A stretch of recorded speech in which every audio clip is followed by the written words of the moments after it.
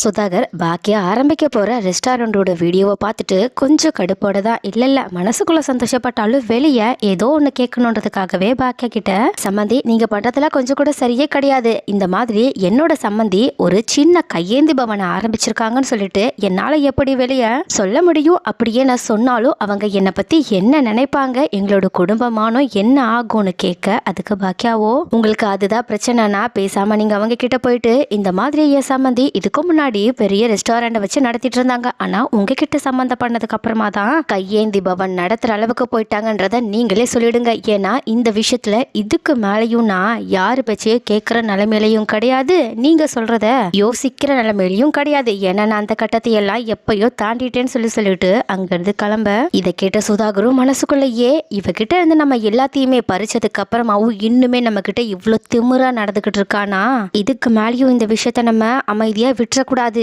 இவளை எதுவுமே பண்ண முடியாத அளவுக்கு நமக்கு ஏதாவது பண்ணா மட்டும்தான் இவன் நமக்கு அடங்கி போவா, இப்படி நம்மளை எதிர்த்தோ நம்மளை அசிங்கப்படுத்துற மாதிரியோ பேசாத அளவுக்கு நம்ம வேற ஏதாவது ஒரு வேலையை பார்த்தே ஆகணும், என்ன மீறி இவ எப்படி அந்த ஹோட்டலை ஆரம்பிக்கிறான்னு நானும் பார்த்தறேன்னு சொல்லிட்டு இப்போ பாக்கியா நடத்த போற ஹோட்டலோட வேலைகளையுமே கெடுக்கிறதுக்காக சுதாகர் நினைச்சுக்கிட்டு இருக்க. ஆனா அந்த பக்கமோ அடுத்த நாள் காலையில பாக்கியா தன்னோட ரெஸ்டாரண்ட ஆரம்பிக்கிறதுக்கான இல்ல தன்னோட மெஸ் ஆரம்பிக்கிறதுக்கான எல்லா வேலைகளையுமே அங்க பாத்துக்கிட்டு இருக்க. அங்க வந்த எழிலு, அம்மா இந்தாமா நான் நேம் போர்டு எல்லாத்தையுமே கரெக்டா ரெடி பண்ணி எடுத்துட்டு வந்துட்டேன், எப்படிமா இருக்கு? உடனே பாக்கியாவும் ரொம்ப ரொம்ப சூப்பரா இருக்குடா, என்ன என் பேரை வைக்கிறது தான் கொஞ்சம் ஒரு மாதிரி இருக்கு, பட் இருந்தாலும் பரவாயில்ல, நான் எனக்காக இதை பண்ணி தான் ஆகணும், ஏன்னா இந்த இடத்த மற்றவங்க எல்லாருமே கொஞ்சம் அசிங்கமாக தான் பார்க்குறாங்க, ஆனால் இதுதான் எனக்கு என்னோட தன்னம்பிக்கையை திருப்பி தரப்போகிற இடமா இருக்கா போகுதுன்னு சொல்லிட்டு, ஹலோ தம்பி இங்கே கொஞ்சம் வாங்க, இந்த நேம் போர்டை மட்டும் கொஞ்சம் மேலே மாட்டிடுறீங்களான்னு அங்கே இருக்கவங்களை கூப்பிட்டு அந்த நேம் போர்டை மாட்டுறதுக்கான ஏற்பாடை செஞ்சுக்கிட்டு இருக்க. இப்போ கரெக்டாக கொஞ்ச நேரத்துலேயே அங்கே கோபி ஈஸ்வரியை கூட்டிட்டு வந்துடுறாங்க. ஆனால் அங்கே வந்ததுக்கு அப்புறமா ஈஸ்வரி சிடுன்னு இருக்கிறது மட்டும் இல்லாமல் பாக்கி கிட்ட, சேச்சா இதெல்லாம் ஒரு ரெஸ்டாரண்டா, இதுக்குள்ளே வரக்கூட எனக்கு பிடிக்கல, வந்தோடனே ரெஸ்டாரண்ட் முடிஞ்சு போயிடுச்சு, ஒரு சின்ன ரூமை வாடகைக்கு எடுத்து எங்க எல்லாரையுமே இவ அசிங்கப்படுத்திக்கிட்டு இருக்கா, முக்கியமா சம்மந்தி வீட்டுல இருந்து யாராவது வந்து பார்த்தாங்க நம்மளோட மானம் என்ன ஆக போதோ எனக்கு தெரியவே இல்லப்பா, இதுல வேற என் பேரை வைக்க போறான்னு நினைக்கும் போதே எனக்கு உள்ளுக்குள்ள அவ்வளோ கோவமா வருதுன்னு சொல்லிட்டு அப்படியே எட்டி லைட்டா நேம்போட பார்க்கும் போதுதான் அவங்களுக்கு ஒரு பேரதிர்ச்சி காத்துட்டு இருக்குல்ல. அதான் அவங்க அந்த நேம்போட பார்த்த உடனே பாக்கிக்கிட்ட இன்னுமே அதிகமான கோபத்தோட, என்ன பாக்கியா என்ன, நான் உன்னை எதுவுமே பண்ண விடமாட்டேன்ற காரணத்துக்காகவே என் மேல இருக்க கோபத்துக்காகவே நீ ஆரம்பிக்கிற இந்த ரெஸ்டாரண்ட்டுக்கு என் பேரை வைக்காம விட்டுட்டல்ல, என் பேரு தான் ராசி, நான் தான் இந்த ரெஸ்டாரண்ட் எல்லாமே பல மடங்கு வளர்றதுக்கு காரணம்னு சொல்லிட்டு என்கிட்ட எப்படியெல்லாம் பேசி நாடகம் போட்ட, ஆனா இப்ப என்ன உன்னோட பேரை வச்சிருக்க, அதெல்லாம் பார்த்த நீதான் இப்போ பழைய பாக்கியாவா கிடையாதே, உனக்கு தான் எங்களெல்லாம் சுத்தமா பிடிக்கவும் பிடிக்காம போயிடுச்சே, உனக்கு நீ விருப்பப்பட்டபடி வாழணும்னு அவ்வளோ ஆசை அவ்வளோ தலக்கணும், உன்னோட தலக்கணத்தை தான் அந்த நேம் போர்டில் நான் இப்போ பார்த்துக்கிட்டு இருக்கிறேன்னு சொல்லிட்டு நேம் போர்டில் அவங்களோட பேர் இல்லாததை பார்த்த உடனேயே இன்னுமே கோபத்தோட சத்தம் போட ஆரம்பிக்கிறாங்க. ஆனால் பாக்கியாவோ, நீங்க என்ன பேசிட்டு இருக்கீங்க, நான் முதல்ல உங்களோட பேரை தான் வைக்கலாம்னு நினைச்சேன், ஆனா என்ன நான் இந்த ரெஸ்டாரண்ட் ஆரம்பிக்கிறது உங்களுக்கு சுத்தமா பிடிக்கல, ஏன் இந்த கடைக்கு போய் என் பேரை வச்ச நீங்க சண்டை போடுவீங்கன்ற ஒரே காரணத்துக்காக தான் எதுக்கு பிரச்சனைன்னு நான் ஏன் பெரிய வச்சேன், ஒருவேளை அது உங்களுக்கு பிடிக்கலன்னா உங்களோட பேரை தான் நான் வைக்கணும்னு நீங்க ஆசைப்பட்டீங்கன்னா அதுல எந்த பிரச்சனையும் கிடையாது, நான் நேம் போட மாத்திடுறேன்னு சொல்ல. ஆனா ஈஸ்வரி அதெல்லாம் ஒன்றும் தேவையில்லை, அதான் பேரையே உன் பேரை மாத்திட்டியே, இதுக்கப்புறமா என்னோட திருப்திக்காக என் பேரை வச்சு என்ன ஆக போகுது, எல்லாத்துக்கும் மேல இந்த மாதிரி ஒரு கேவலமான கடைக்கு என் பேரை வைக்காததே ரொம்பவே நல்லதுன்னு சொல்லிட்டு அந்த கடையை அசிங்கப்படுத்த. ஆனா பாக்கியாவோ, போதும் இதுக்கப்புறமா என் கடையை என்னோட ரெஸ்டாரண்ட்டை கேவலமா பேசுறத நிறுத்துங்க, இதுக்கப்புறமாவும் என்னால அதை கேட்டுட்டு சும்மா இருக்க முடியாதுன்னு பேசிக்கிட்டு இருக்கும் போதே அங்க கரெக்டா பாக்கியா நிதிஷ் அவங்களோட ஃபேமிலியோட வரதை பார்த்துட்டு கொஞ்சம் அமைதி அடைஞ்சிடுறாங்க. ஆனா அங்க ரொம்பவே ஷாக்கிங் கூட வந்து பாக்கியா கிட்ட, ஐயா அம்மா என்னம்மா இங்க ஏதோ ரெஸ்டாரண்ட் ஆரம்பிக்க போறேன்னு சொல்லிட்டு இருந்த, ஆனா இங்க வந்து பார்த்தா ஒரே ஒரு ரூம் மட்டும் இருக்கு, எனக்கு ஒண்ணுமே புரியலையேன்னு கேட்க, நிதிஷுமே ஆமா ஆண்டி இந்த இடத்த தேடுறதுக்கு கூட எங்களுக்கு எவ்வளவு கஷ்டமா போயிடுச்சு தெரியுமா, ஏன் இந்த மாதிரி ஒரு சின்ன இடத்துல வச்சிருக்கீங்க, ஒருவேளை பக்கத்துல ஏதாவது பிரான்ச் இருக்குமா, அங்கிருந்து இங்க ஏதாவது நீங்க வித்தியாசமா பண்ண போறீங்களா என்ன, அப்படி என்ன நீங்க புதுசா பண்ண போறீங்க. உடனே பாக்கியாவோ ஏதோ சொல்றதுக்காக போகிறதுக்கு முன்னாடி அங்க வந்த சுதாகரும், நம்மளோட சம்மந்தியம்மா இங்கதான் இந்த மெஸ்ஸ ஆரம்பிக்க போறாங்களாம், இதுதான் அவங்களோட புது ரெஸ்டாரண்டா, இதை நான் ஏற்கனவே வீடியோல பார்த்துட்டேன், அதனாலதான் இந்த மாதிரி சின்னதா எதுக்கு ஓபன் பண்றீங்கன்னு கேட்டேன், பட் அவங்களுக்கு நான் கேட்டது பிடிக்கலன்னு நினைக்கிறேன், அவங்களோட இஷ்டப்படி அவங்க இருக்கட்டும்னு நானும் அடுத்து எதுவும் சொல்லலை, ஏன்னா நான் என்ன சொன்னாலும் அவங்க என்ன தப்பா தான் நினைக்க ஆரம்பிக்கிறாங்கன்னு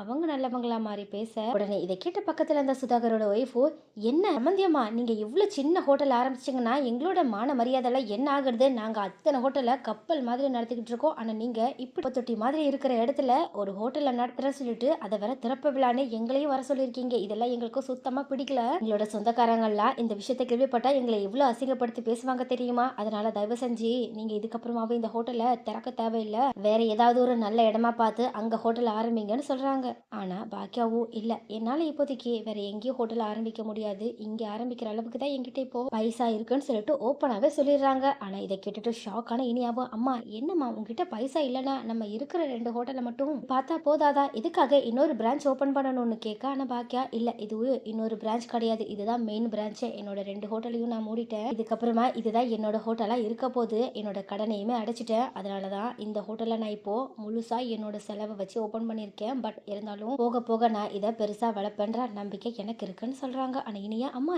என்ன சொல்ற, 2 ஹோட்டலை நீ எதுக்காக மூடணும், அது 2 நல்லா தானே போயிட்டு இருந்துச்சு, எல்லாத்துக்கும் மேல அந்த ஹோட்டலை நீயும் நானும் சேர்ந்து தானே நடத்த போறோம்னு சொல்லிட்டு பேசிட்டு இருந்துச்சு. ஆனா இப்போ என்ன, ஏமா அந்த ஹோட்டல் ஏதாவது பிரச்சனையில உன் கையை விட்டு போயிடுச்சாமா, என்ன பிரச்சனையா இருந்தாலும் அங்கிள் கிட்ட சொல்லுங்கம்மா, அங்கிள் கண்டிப்பா அந்த பிரச்சனையை தீர்த்து வைப்பாங்கன்னு கேட்க. மனசுக்குள்ள என்ன பிரச்சனையே அவனால தான், இதுக்கப்புறமா அவங்கிட்ட உதவி கேட்கணுமா, என்ன பண்றது, இனிய கிட்ட இந்த உண்மையை சொன்னா கண்டிப்பா அவ ஏதாவது கோபத்துல பிரச்சனை பண்ண வாய்ப்பு இருக்குன்னு அந்த விஷயத்த மறைக்கிற மாதிரி இனிய கிட்ட இல்ல அதெல்லாம் ஒரு பிரச்சனையும் கிடையாது, நான் அந்த ஹோட்டலை உனக்கு மேரேஜ் கிஃப்டா கொடுத்துட்டேன். ஸோ இதுக்கப்புறமா அந்த ஹோட்டலை ஃபுல்லா நீங்களும் உங்களோட ஃபேமிலியும் தான் பாத்துக்க போறீங்க. ஏன்னா எனக்கெல்லாம் மேனேஜ்மெண்ட் பொறுப்பு, ஹோட்டல்ல மத்தவங்க கிட்ட பங்கு கொடுக்கறதுன்னு சொல்லிட்டு எந்த விஷயமுமே பிடிக்கல.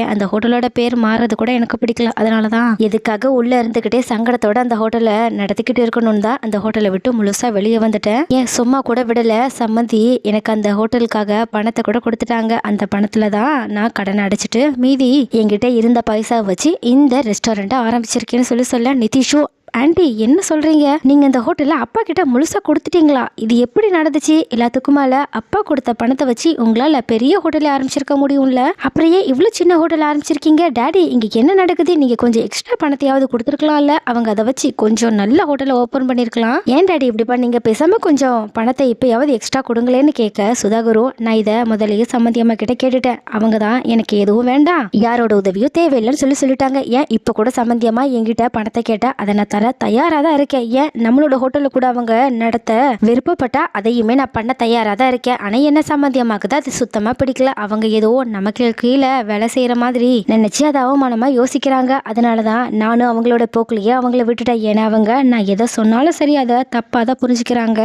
அதனாலதான் நான் இப்பெல்லாம் எதையுமே சொல்றதே கிடையாதுன்னு சொல்லிட்டு அவங்க மத்தவங்களுக்கு முன்னாடி நல்லவங்களா மாறி பேச. ஆனா பாக்கியா வழக்கம் போல தன்னோட மனசுல இருக்கிறத சொல்ல ஆரம்பிக்கிறது மட்டும் இல்லாம, இங்க பாருங்க நான் யாரோட கையையும் எதிர்பார்த்து இருக்க எப்பவுமே விருப்பப்பட மாட்டேன், இப்போ என் சொந்த கால நான் நிக்க போறேன், இது உங்களுக்கு பிடிச்சாலும் சரி பிடிக்கலனாலும் சரி நான் இதை தான் பண்ணுவேன், அது உங்களுக்கு பிரச்சனையா இருந்தா அது என்னோட பிரச்சனை கிடையாதுன்னு சொல்லிட்டு, இனியாமா என் ஹோட்டல் சின்னதா இருக்குல்ல, நீ ஃபீல் பண்ணவே அவசியமே கிடையாது, ஏன்னா இதுக்கு முன்னாடி இருந்த ஹோட்டலையே நான் மேனேஜ் பண்ணிட்டேன், இதை ரொம்பவே ஈஸியா மேனேஜ் பண்ணிருப்பேன், ரொம்பவே இதை சக்சஸ்ஃபுல்லா கொண்டு போவேன்ற நம்பிக்கையும் எனக்கு இருக்கு. அதனால நீ இந்த நல்ல சோகமா இருக்காதுன்னு, சரி வா வந்து ரிப்பன் கட் பண்ணுன்னு கூப்பிட. ஆனா சுதாகர் லைட்டா தன்னோட சுயரூபத்தை காட்டுற மாதிரி இவ்வளோ சின்ன ஹோட்டல்ல போய் என்னோட மருமக ஓபன் பண்ணி வைக்கிறது எனக்கு சுத்தமா பிடிக்கலன்னு சொல்லிட்டு அவங்களும் பக்கத்துல இருந்து அவங்களோட ஒய்ஃபும் பேச, உடனே இனியாவும் கொஞ்சம் தயக்கத்தோட நின்னுக்கிட்டு இருக்காங்க. ஆனா பாக்கியாவும் சரி யாரும் ஓபன் பண்ணலன்னா பரவாயில்ல, என் ஹோட்டல்ல என் வெற்றியை நானே ஆரம்பிச்சு வைக்கிறேன்னு சொல்லிட்டு அவங்களாவே ஒரு சிசரை எடுத்து அந்த ரிப்பனை கட் பண்ணி தன்னோட ஹோட்டலை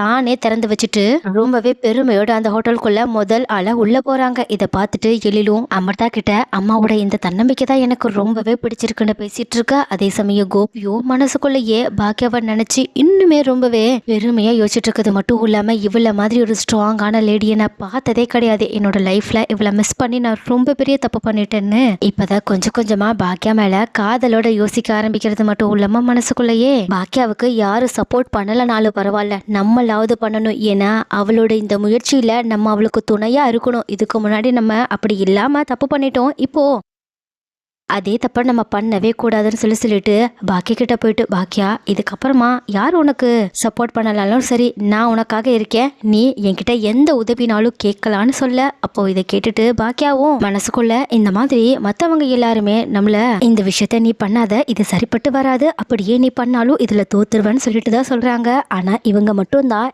என்ன பிரச்சனையா இருந்தாலும் எனக்கு உதவியா என் பக்கத்திலேயே நிப்பேன்னு சொல்லிட்டு இருக்காங்க. ஆனா என்ன இந்த வார்த்தைய இவங்க ரொம்ப நாள் முன்னாடி இல்ல ரொம்ப வருஷம் முன்னாடி சொல்லியிருந்திருக்கணும். அப்பதான் இவங்க மேல எனக்கு கொஞ்சமாவது மதிப்போ மரியாதையோ இருந்திருக்கும். ஆனா இப்போ காலம் எல்லாமே கடந்து போயிடுச்சுன்னு சொல்லிட்டு கோபி கிட்ட கொஞ்சம் சோகத்தோட, சரி எந்த உதவியா இருந்தாலும் நான் இதுக்கப்புறமா உங்ககிட்ட மட்டும் கேட்கறேன்னு சொல்லிட்டு அங்கிருந்து கிளம்ப. இதை கேட்ட கோபியும் மனசுக்குள்ள அப்பனா பாக்கியா படிப்படியா தன்னை மன்னிச்சு ஏத்துக்க ஆரம்பிச்சிட்டாலா என்னன்னு சொல்லிட்டு ரொம்ப ஆர்வத்தோட பாத்துக்கிட்டு இருக்காங்க. சோ கைஸ், நீங்க என்ன நினைக்கிறீங்க? கோபி இப்போ ஒரு வழியா முழு மனசோட பாக்கியாவுக்கு உதவி பண்ணணும்னு சொல்லிட்டு நிறைய விஷயங்களை பண்ணிட்டு இருக்காங்க. அதே சமயம் பாக்கியாவும் இப்பதான் கோபி முழுசா நமக்கு உதவி பண்ண ரெடியா இருக்காங்கன்றத புரிஞ்சுக்கிட்டு இருக்காங்க. சோ பாக்கியா இதுக்கப்புறமா கோபிய மன்னிச்சு அவங்கள மறுபடியுமே தன்னோட வாழ்க்கைக்குள்ள ஏத்துக்கிட்டா நல்லா இருக்குமா? அப்படி இல்லைன்னா இவங்க இப்ப எப்படி இருக்காங்களோ அப்படியே இருக்கிறதா ரொம்பவே நல்லது. நீங்க நினைக்கிறீங்களா? இதுல உங்களோட கற்கள் என்ன?